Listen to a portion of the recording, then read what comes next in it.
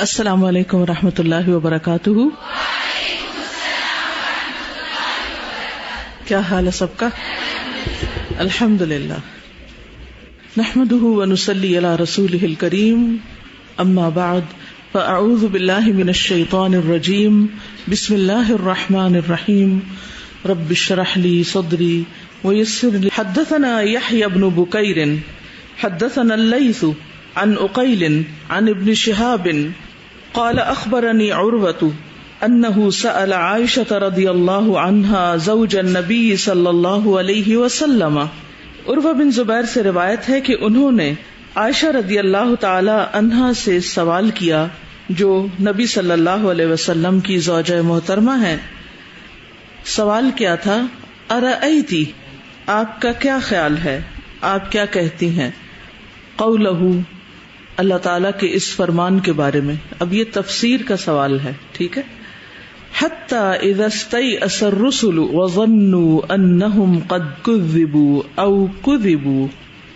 حتی یہاں تک کہ اذا استیأس جب مایوس ہو گئے، الرسل رسول، وظنوا اور انہوں نے گمان کیا یا انہوں نے یقین کر لیا، انہم کہ وہ، قد کذبوا تحقیق جھٹلائے گئے، او کذبوا یا کذبوا یعنی کذبوا ہے یا کذبوا ہے، تشدید کے ساتھ یا بغیر تشدید سے.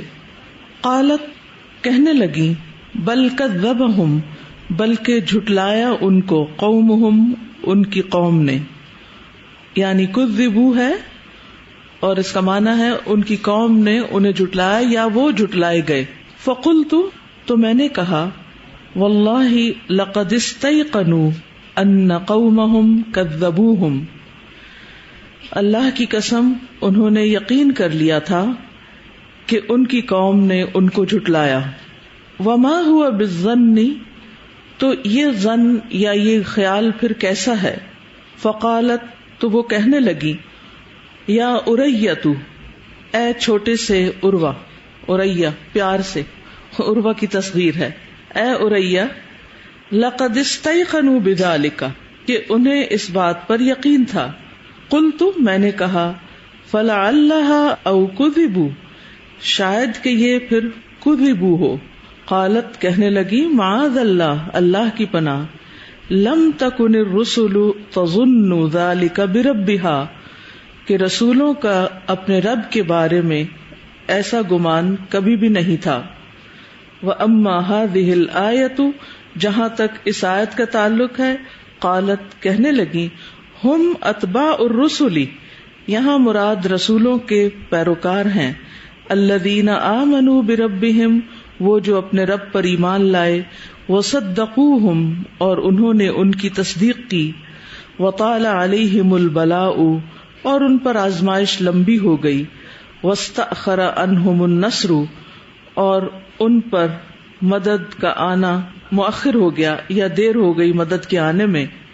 حتی اذا استیأست یہاں تک کہ جب وہ مایوس ہو گئے، ممن ان سے جو، کذبہم جنہوں نے جھٹلایا ان کو، من قومہم ان کی قوم میں سے، وظنوا اور انہوں نے سمجھ لیا، ان اتباعہم کہ ان کے پیروکاروں نے، کذبوہم ان کو جھٹلایا ہے.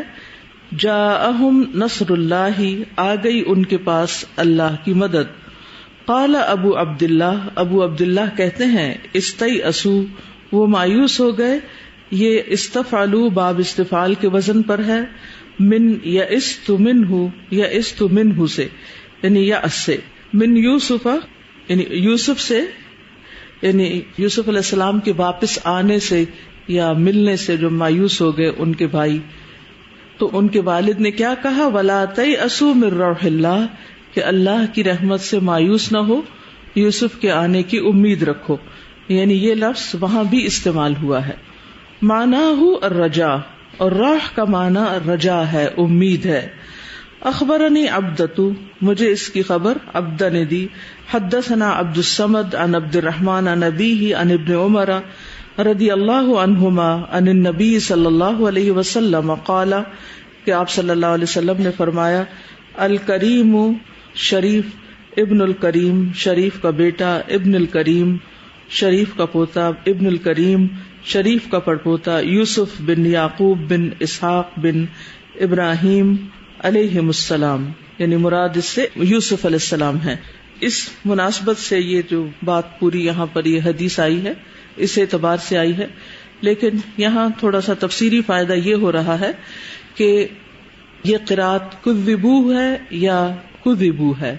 تو اگر کذبو ہو تو اشارہ کس کی طرف ہے؟ قوم کی طرف، کہ قوم نے پیغمبروں کو جھٹلایا. اور اگر کذبو ہے تو اس کا معنی ہوگا کہ اللہ تعالی نے جو پیغمبروں سے مدد کا وعدہ کیا تھا وہ شاید پورا نہ ہوا، تو انہوں نے سمجھا کہ شاید ان سے جھوٹ بولا گیا. تو کذبو نہیں ہو سکتا، کیونکہ پیغمبر اپنے رب کے بارے میں یہ کبھی بھی نہیں سوچ سکتے، مایوس ہو ہی نہیں سکتے کہ اللہ تعالیٰ نے ان کی مدد کا جو وعدہ کر رکھا ہے وہ کبھی بھی جھوٹا ہوگا. تو یہ گمان پیروکاروں کے اندر تو آ سکتا ہے، جب انہوں نے دیکھا کہ قوم کی اکثریت مان کے ہی نہیں دیتی تو ان کے دل میں ایک گمان سا آ گیا، لیکن پیغمبروں کے دل میں ایسا گمان کبھی نہیں آتا. پھر وہ ایک دوسری مثال لائے ہیں اس تیاسو کی، کہ جس میں یعقوب علیہ السلام نے جب اپنے بچوں سے کہا کہ تم اذهبوا فتحسسوا عن یوسف، کہ جاؤ یوسف کو تلاش کرو، تو ان کے اندر ایک مایوسی تھی. تو انہوں نے ولا تیأسوا من روح اللہ، انہوں نے محسوس کر لیا کہ بھائی جو ہیں یا ان کے بیٹے جو ہیں وہ اس بات پر یقین نہیں رکھتے کہ یوسف کبھی واپس آئے گا، کیونکہ اپنے طور پر وہ کنویں میں پھینک بھی چکے تھے. تو اس وقت بھی آپ دیکھیں کہ پیغمبر کا یقین کیا تھا، تو انہوں نے کہا کہ نہیں تم مایوس نہ ہو. تو اس سے ایک طرف تو ہمیں پیغمبروں کے ایمان اور یقین اور اللہ تعالیٰ کے توکل کی بات پتہ چلتی ہے کہ وہ کس درجے کا ہوتا ہے. دوسرا یہ کہ جو مختلف قراءات ہوتی ہیں ان کی وجہ سے معنی میں کس طرح فرق پڑتا ہے. اور بعض اوقات ضمائر جو ہوتی ہیں وہ جیسے جمع کی ہے تو وہ پیغمبروں کی طرف بھی جا سکتی ہے اور جو فالوورز ہیں ان کی طرف بھی جا سکتی ہے، اور اس طرح معنی جو ہے وہ درست ہو جاتا ہے. لیکن یوسف علیہ السلام کے واقعے میں دو اعتبار سے، ایک تو سورۃ یوسف کی آیت کے اعتبار سے، اور دوسرے یوسف علیہ السلام کے جو حسب نسب ہے یا ان کا جو مقام ہے اس کے اعتبار سے بات آئی ہے. باب قول اللہ تعالی، اللہ تعالی کا فرمان ہے اس پر جو باب ہے. وہ ایوب علیہ السلام کا یہاں بیان ہے. اذ نادى ربہ، جب انہوں نے پکارا اپنے رب کو. انی مسنی الضر، کہ مجھے بیماری لگ گئی ہے. وانت ارحم الراحمین، اور تو سب سے بڑھ کر رحم فرمانے والا ہے رحم کرنے والوں میں سے. اور اس قصے میں ارکز کا لفظ بھی آتا ہے. ارکز کا مطلب ہوتا ہے مارو، پاؤں کو مارو، اضرب. اور یرکضون کا معنی ہے یعدون، کہ وہ بھاگنے لگے. اور جب انسان بھاگتا ہے تو اس وقت پاؤں زمین پر ایسے ہی پڑتے ہیں جیسے کوئی زمین کو مار رہا ہو.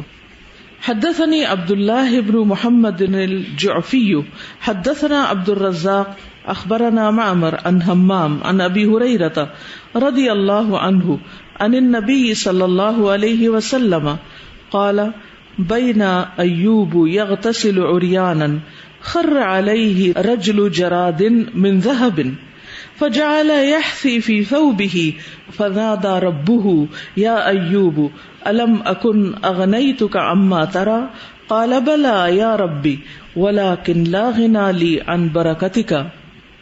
حدیث بیان کی ہے عبداللہ بن محمد الجعفی نے، اور راوی ہیں ابو ہریرہ صحابہ میں سے. نبی صلی اللہ علیہ وسلم سے مرفوعاً روایت ہے. قال، کہ آپ نے فرمایا، ایک تاریخی واقعے کا ذکر کرتے ہوئے فرمایا، بینا، اس اسنا میں، اس دوران، ایوب علیہ السلام یغتسل، غسل کر رہے تھے، عریانن، بغیر لباس کے، یعنی ننگے، خر علیہ، تو گر پڑے آپ پر، کیا، رجل جرادن، جھنڈ پتنگوں کا، من ذہب، سونے کے، سونے کی ٹڈیاں یا سونے کے پتنگے جو تھے وہ آپ پر بارش کی طرح گرنے لگے نہاتے ہوئے. آپ نہا رہے ہیں اور وہ گر رہے ہیں. فجعل يحثي في ثوبه، تو آپ اسے اپنے کپڑے میں سمیٹنے لگے، یعنی ان پتنگوں کو یا ان ٹڈیوں کو اپنے کپڑوں میں ڈالنے لگے. فنادى ربه، تو آپ کے رب نے پکارا کس کو؟ ایوب علیہ السلام کو. یا ایوب، اے ایوب، الم اکن اغنیتک، کیا میں نے تجھے غنی نہیں کر دیا، اما ترا، اس چیز سے جو تو دیکھ رہا ہے، یعنی سونے چاندی کی محبت سے اور اس دنیا سے میں نے تیرا دل غنی نہیں کر دیا، بے نیاز نہیں کر دیا. قال بلا یا رب، کہنے لگے کیوں نہیں اے میرے رب، بلا شبہ. ولیکن، لیکن، لا غنا لی عن برکتک، تیری برکت سے میں کبھی بھی بے نیاز نہیں ہو سکتا. یعنی تیرے طرف سے آنے والی جو نعمت ہے اور اس میں جو برکت ہے اس سے کبھی بھی میں غنی نہیں ہوا.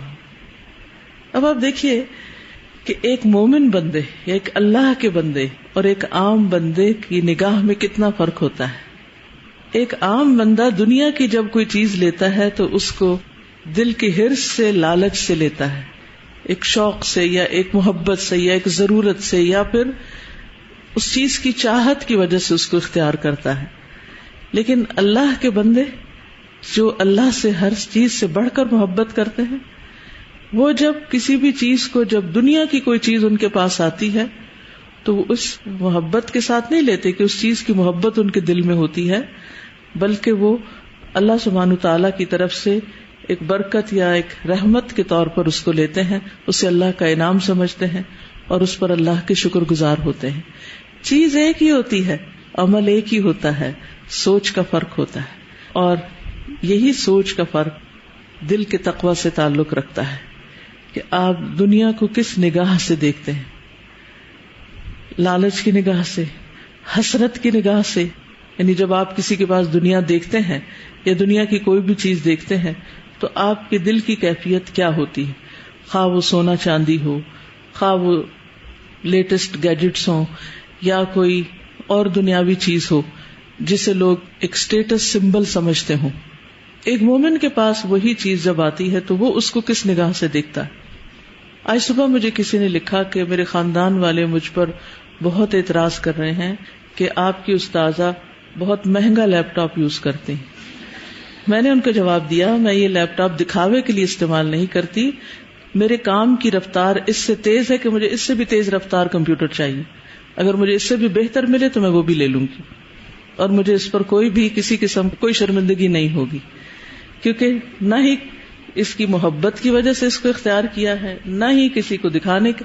آج تک خیال ہی نہیں آیا کہ اس کو دکھایا بھی جاتا ہے.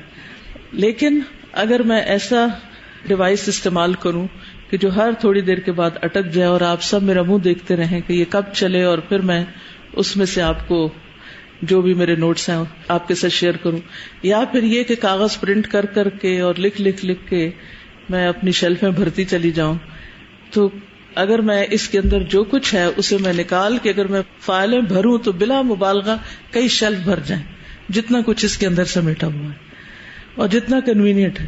دنیا میں کسی بھی جگہ جاؤ، کہیں بھی جاؤ، کہیں بھی الحمدللہ آرام سے کھولو بیٹھو، کچھ بھی نکالو، اپنا کام کرو. بہت ساری کتابیں، اور پہلے یہ ہوتا تھا کہ جب کہیں سفر کرنا ہوتا تو کپڑوں اور دوسری چیزیں زیادہ کتابیں ہوتی تھی، اور وہ اس قدر مشکل بن جاتی تھی کہ ہاتھوں میں بھی اٹھاؤ اور لگیج بھی بک کراؤ. لیکن اللہ نے ان ساری چیزوں سے نجات دے دی ہے اس ایک ڈیوائس کی وجہ سے. تو بہرحال اب کوئی اس کو دیکھتا ہے، دین والے اتنے ایکسپینسو گیجٹس یوز کرتے ہیں، اور کوئی اس کو دیکھتا ہے اس اعتبار سے کہ اس سے ہماری رفتار اور تیز ہو سکتی، جو کام ہم کر رہے ہیں اس پہ وقت ضائع کرنے کی بجائے. یعنی میں اگر باقی اپنا سارا گھر بھی بیچ دوں اور مجھے دین کے لیے کوئی مہنگی سے مہنگی چیز خریدنی پڑے تو مجھے کسی قسم کا کوئی بھی شرمندگی نہیں ہوگی، بلکہ میری پہلی پرائرٹی یہ ہوگی.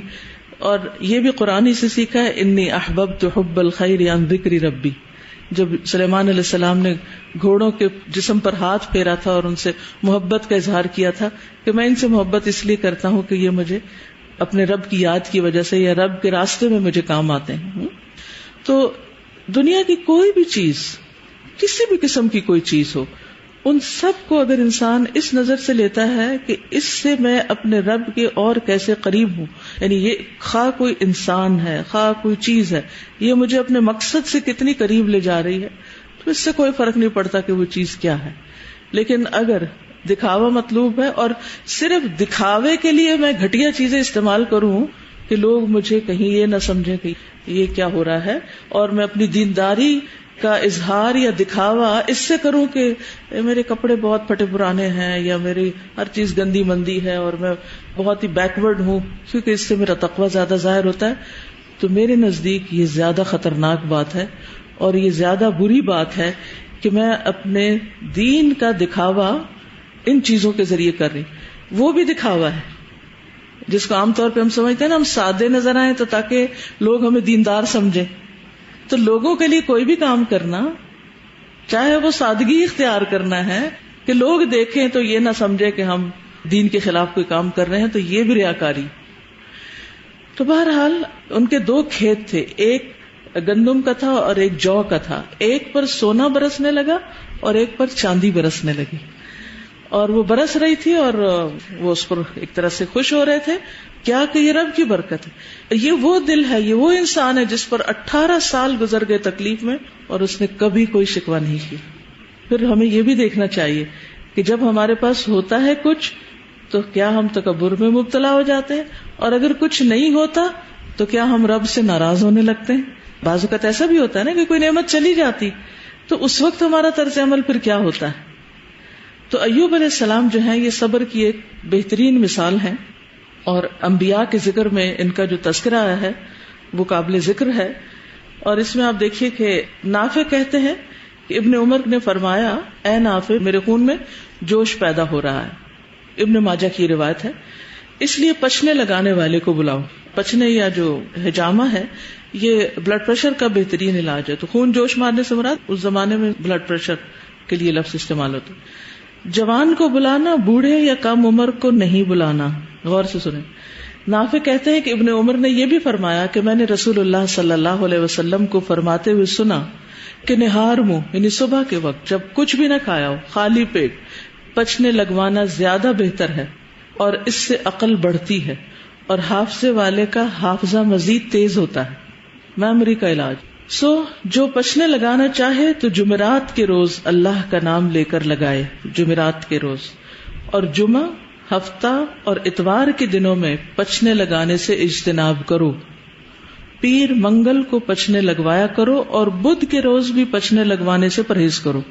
تو صرف 3 ہی دن بچتے ہیں، سوموار، منگل اور جمعرات، جو بہترین دن ہے پچنے لگوانے کے، کیونکہ یہی وہ دن ہے جس میں ایوب علیہ السلام بیماری سے دوچار ہوئے.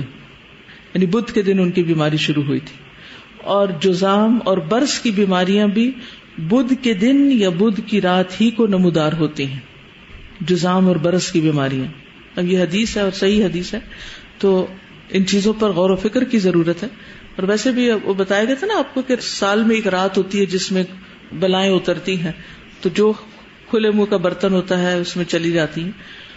یعنی اس میں خاص طور پر مزید احتیاط کی ضرورت ہے. اگر میں بھول نہیں رہی تو نبی صلی اللہ علیہ وسلم کی بیماری کا آغاز بھی شاید بدھ کے دن ہی ہوا تھا. تو ہمارے ہاں ایک محاورہ ہے بدھ کم سدھ، لیکن یہ ہے کہ یہ اس کے خلاف ہے یہ بات. اور اس کا یہ مطلب نہیں کہ ہر بدھ کے دن کو خرابی ہوگی، مطلب یہ ہے کہ اس دن میں پچنے نہیں لگوانے چاہیے. علاج کے لیے زیادہ بہترین دن نہیں ہے. اس کے پیچھے حکمت کیا ہے؟ ایک پورے ہفتے میں جو روٹیشن ہوتی ہے اس میں مختلف دنوں میں انسان کی طبیعت پر جو مختلف اثرات ہوتے ہیں، اس کی کیا حقیقت ہے؟ یعنی گرمی سردی کے اثرات تو ہوتے ہیں، چاند کی جو تاریخیں ہوتی ہیں جو 13, 14, 15 اس کے اپنے کچھ اثرات ہوتے ہیں. چڑھتے چاند کے اور ہوتے ہیں، اترتے چاند کی طبیعتوں پر، مزاجوں پر اس کا اثر ہوتا ہے. لیکن اس حدیث سے بڑی مختلف بات پتہ چل رہی ہے کہ ہفتے کے دنوں کے بھی کچھ اثرات ہوتے ہیں. عام طور پر بھی آپ نے دیکھا ہوگا کہ ہفتے کے مختلف دنوں میں ہمارا موڈ یا مزاج یا کام کی رفتار بھی فرق ہوتی. جمعے کے دن مزاج کچھ اور طرح ہوتا ہے، اتوار کے دن ایک اور طرح ہو جاتا ہے، سوموار بگننگ آف دا ویک ہوتا ہے. تو یعنی دینی اعتبار سے نہیں کہہ رہی، لیکن عام جو ہماری کاموں کی روٹین ہوتی ہے اس کے اعتبار سے مختلف اثرات انسان کی طبیعت پر ہوتے ہیں. اسی طرح دن کے مختلف اوقات میں بھی انسان کے اوپر مختلف کیفیات ہوتی. تو پہلے زمانے کے جو علماء تھے انہوں نے دن کی جو تقسیم کی ہے وہ بھی بڑی بہترین ہے کہ کس وقت مطالعہ کیا جائے، کس وقت عبادت کی جائے، کس وقت حفظ کیا جائے اور کس وقت لکھا جائے.